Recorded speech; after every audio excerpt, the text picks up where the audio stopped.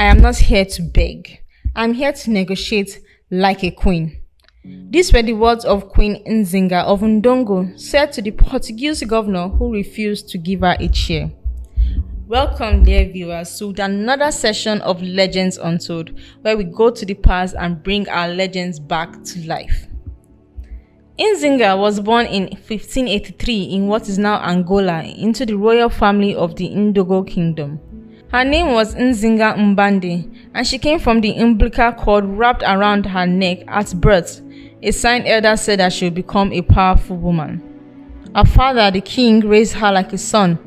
She learned the art of war, the tactics of diplomacy, and the politics of survival in a land constantly under threat.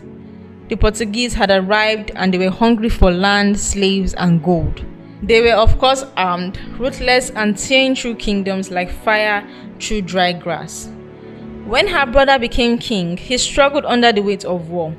So he sent Nzinga to negotiate with the Portuguese.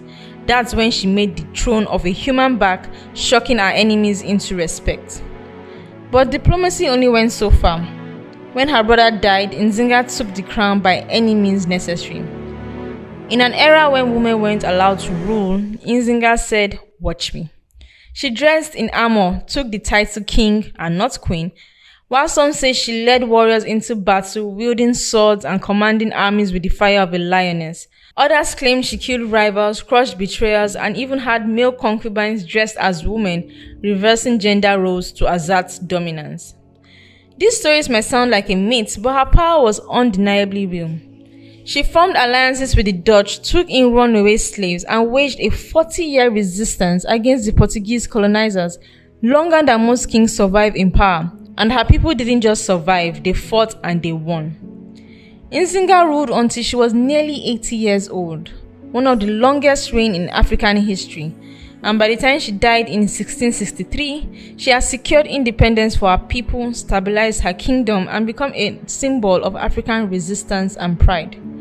Angola honors her as a national hero, with statues of her standing tall where other men once tried to crush her spirit.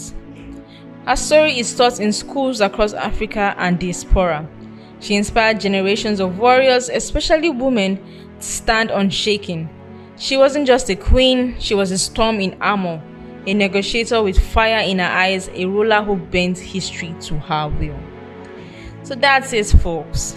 Please join me next time for another legendary story. Until next time, I remain your wonderful host, Whimsical Amy. Bye.